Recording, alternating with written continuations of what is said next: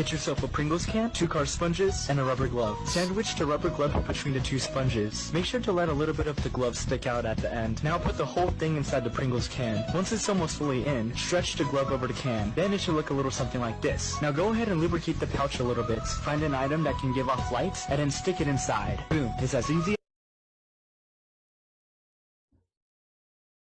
Come to watch the show, Red Hood. Nah, I'm just here to kick your ass. As part of our visit to Warner Bros. Games Montreal, we got to see a lot of Gotham Knights being played, but we weren't able to go hands-on with the game ourselves, and that makes a traditional preview a little difficult. Without having had a controller in our hands, it's hard to say how combat, working through missions, or making gear choices feels. And with that in mind, this preview will be a little more structural. With the help of the game's developers, we'll walk you through how Gotham Knights is put together, revealing brand new information about the open world, how supervillains fold into the fabric of the wider game, the game's neat approach to a day-night cycle, and more. Finally, they actually show some gameplay. They've been showing like shorts, clips of this game that haven't really been giving me any information on it if I want to buy it or not, other than the cool costumes. The costumes look fire. That's literally not straight. As we've spoken about previously this month, Gotham Knights' world is aiming to feel like a real city, with centuries of history behind it. Part and parcel with that is how truly open it is. The developers ensured that almost the entirety of their Gotham is open from the very beginning, with each of its 5 boroughs offering different traversal opportunities, different threats, different activities, and different characters. But the team also wanted to create the sense of a city reacting to the presence of new vigilantes hitting the streets. I would say we start off the game in a pretty cold version of Gotham. The police don't like you. The citizens don't like you. And over time, the tone evolves because you identify major threats to the city. You can find out to a certain extent what's going on beneath the surface in Gotham. That's Harley Quinn? Gradually build the confidence of the citizens. Of course, some will always be on your side, and a group of citizens called the Watch act. I wonder if you get to see Batman's death in this game. I want to see how he dies and gets mauled in this game, to be honest, because I don't think half of y'all even know what DC, like, Batman they need to show how Batman dies or gets assassinated, because they're doing the clan of the cult of the owls or whatever, bro. Act as an informant network for the Knights, offering up missions that will help stitch their parts of the city back together. I agree, but you think Marvel is head out trash into too. the darkness to help bring some light back to Gotham. You don't like As it either turns of them. out, Dark Knights in training like to come out during, well, Dark Nights. Key What's to Gotham Burroughs? Knights is that it's What is not a game Burroughs? with a shifting, I don't know what I'm continuous saying day-night right now. cycle. Rather, the Burroughs. entire game is set over consecutive nights, Sounds like with an new enemy crimes clan. emerging every evening, and villain storylines progressing alongside your work to stop I'ma play them. as The only Nightwing time and you'll Red see Hood a lot, daylight in the probably. main game is inside the Knight's And probably headquarters, the Batgirl, too. Belfry, where you'll plan for what to do after the next sunset. You like Marvel? Okay. The central loop of the game experience in Gotham Knights is what we call our Belfry loop. When you exit the Belfry, it's always nighttime. You don't have to worry about when the sun's going to come up. But in the course of that night, there are going to be some crimes and other activities that are happening in the streets of Gotham that are premeditated. They were predetermined by whoever was going to commit them, the day before. When you complete a night of crime fighting, and it's up to the player to decide when they're done, but like it could be a case of them saying, well, I think I've hit most of the major crimes I needed to, or it could be the case of them saying, I learned what I needed to learn and now I need to go back to the Belfry to advance the story, for example. Then you return to Belfry and now it's daytime. Crimes in Gotham Knights come in many forms. They Yeah, DC copying y'all, nigga.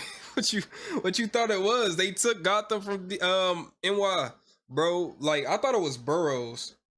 Y'all are saying Burroughs or whatever, but I guess I don't know y'all lingo, so my bad. can range from procedurally I'm from the generated South. muggings right up Who to am I? entire gangs running complex Swamp operations. monster. And the more you foil, the more you'll learn about crimes to come. We wanted this concept of information scarcity. So you need to find stuff out about the city night after night. You already have a kind of activity queue that you can be tracking and deciding, okay, I think that's going to be more important for me to take on. Maybe this is more interesting to me because it maps better to one of the challenges that I'm trying to complete. Fruit Or maybe snacks this are has good. direct impact on me finding that next chapter in the larger mystery, right? So there's a lot of different reasons why a player might choose to go after one particular crime or another. Unlike the game's checkpointed story missions, if you fail a crime, there's no opportunity to replay that exact situation again. It's all part of the superhero learning process. Once you end a night, crimes are reset. That night is over. The crimes that you didn't solve continued unabated, and now you're in a situation where you can look at what's coming up for the next night. So maybe you've collected enough clues that you're going to know in advance. Oh, there's going to be a heist at the bank, or there's going to be an armored car robbery, or someone's going to try to break somebody out of prison. You know, in addition to that, there's a bunch of things you don't know about, right? There's all of the other crimes that haven't been revealed, and you can find out about them through patrolling. It's a system. The only problem with games like this and doing that type of stuff is that it gets repetitive, bro. I just hope it ain't a repetitive, like, I don't know. The same thing happened with Arkham Knight, bro. It was weird, especially with the Batmobile missions. It was just designed to keep all offering over the new place. ideas without feeling inauthentic to how a real city might Sucks work. 'cause that But was of the course, last game in of a the comic trilogy. book city, not all crimes are created equal. Sometimes in your nightly patrols, you'll stumble across information that points to a much bigger, more recognizable threat. Did you miss me? A lot of games get repetitive. We were shown precisely but nothing of the game's main story campaign after its tutorial. The team clearly wants to keep its take on the beloved Court of Owls storyline as clandestine as the of group Owls, itself. yeah, see? But the game's villain storylines aren't necessarily a part of that darker conspiracy. Like any good comic book world, multiple supervillains are running riot across Gotham simultaneously, Of each course. with their own That's agendas. Clayface, I In think. Gotham Knights, that means that supervillain arcs are optional side stories taking place over multiple nights and made part of the open world itself, not just story dungeons. As you learn more about the villains taking on specific missions along the way, your Belfry evidence board will begin to grow, connecting clues to evidence and eventually letting you trigger what the team calls a villain night. You know, when we talk Jesus. about villain nights, we sometimes refer to them as epic villain crime, and it's because we always wanted the villains to be menacing Gotham City. We didn't want it to be a case of, oh, I'm going to go into this sort of bubble dungeon universe and Gotham's somewhere else, and I'm just engaging with them here. And sometimes that means we do some know what I'm doing fundamentally, after stream. you know, big changes, right? We like encase Elliott Center in ice. In the case of, you know, one of the later missions in the Harley Quinn arc, Gotham City Hospital is going to be, you know, invaded and is going to be thrown into chaos. While it's very possible that these optional arcs could illuminate the main storyline somehow, the impression we got is that these standalone villains are there to enrich the sense of Gotham as a true comic book city with multiple threats to stave off at one time. And that applies to the town's gangs as well. As we've talked about before, Gotham Knights factions aren't just goons for a supervillain, although they certainly can be. Instead, they populate the city themselves, causing various flavors of mayhem depending on their affiliation. So far, we've seen the Freaks and the Regulators, and some of our footage has made mention of Red Hood's hatred for the mob. Hey look, more scumbag looking for a beat. This feeling of criminal gonna elements use Red spreading Hood so across much. the city is intended to get across the endlessness of the superhero's job. You're not able to wipe out a faction from the map, you're simply stymieing their work. You can clean Gotham of crime for a night, but you can never stop it. Even Batman wasn't capable of that, and neither are you. Practically, that means there will always be crimes to fight But he and did it combat by to be himself. had, but factions also provide another service. Each one is tied to specific gear, crafting materials, and other unlocks, which you'll use to beef up your heroes. We've covered Gotham Knights' many superhero suits previously, but that was very much from the cosmetic angle. Yeah, the From a suits more cool. gameplay-driven angle, players will be able to craft gear that alters their hero's armor, melee, and ranged items, offering stat boosts and elemental damage changes. Crafting that gear comes down to two things: having the blueprint and the materials to make it. All of the gear is created through Good show, crafting. bro. There are flavors of gear, and it applies in slightly different ways to suits and melee Good night if weapons, you had and ranged no- weapons. But what they kind of have in common is this focus on these elemental damage types: cryogenic, freezing damage, thermal damage. Once again, I'ma electrical try to damage, beat, poison, stun, these kinds of things. And those interactions should become doubly interesting by introducing another player into I'm gonna try and play Cry of Fear later on.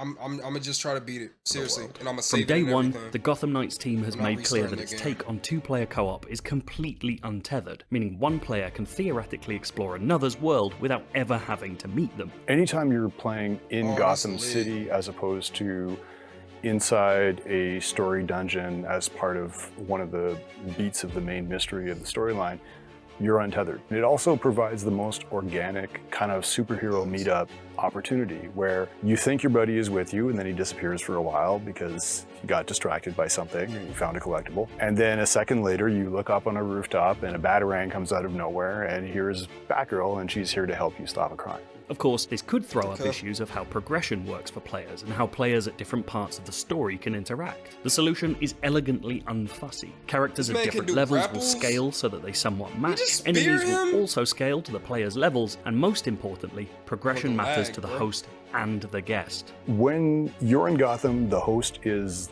their story, but 100% of your hero progression is your own. And then once you return to your own Gotham, time essentially restarts in your own story. If you completed a major story beat, a villain arc, dungeon against the Court of Owls while playing with a friend, when you get to that part in your own story, the game will ask you, do you want to play it again? Or do you want to just kind of say, you did this part in some other universe and we'll just fast forward you through it? Oh, I was about to say, so basically it doesn't save, but it actually does save, bro. Like, that's actually fire, so I'm not even gonna lie. But despite watching hours of the game being fuck. played live, there was a lot we weren't allowed to see. The game's main story missions are still a mystery to us, even down to how they're unlocked or displayed on the map. More intriguingly, the team repeatedly made reference to an endgame for Gotham Knights, but steadfastly refused to talk about it. Given the game's action RPG structure, it wouldn't be hugely surprising to find that it included an MMO-style raid of some kind, or, with a focus on the open world as an evolving space, if Gotham itself was materially transformed by the effects of the Court of Owls. We just don't know right now. But the biggest outlier for us is in how the game feels to play for an extended period of time. Combat certainly looks interesting, perhaps a tad heavier than the Arkham series it will be compared to, and with a much bigger focus on using special abilities you've earned along the way. Getting around the city, whether by parkour, grappling hook, bike, fast travel paradrops, or the hero's unlockable abilities, feels like a genuinely fun first affair as well. But Gotham Knights will live and die on how these things string together,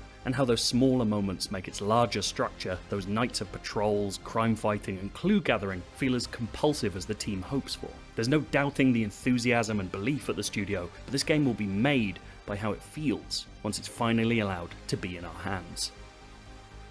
This marks the end of our month of IGN First content, but if you want to go all the way back to the start, we've got 16 minutes. A couple of months ago, bruh, but I think I might actually cop it. But I'm definitely copping God of War over this game any day of the week. I don't care. God of War won Game of the Year for a reason. Don't care about Spider-Man. Don't care about Red Dead, nigga.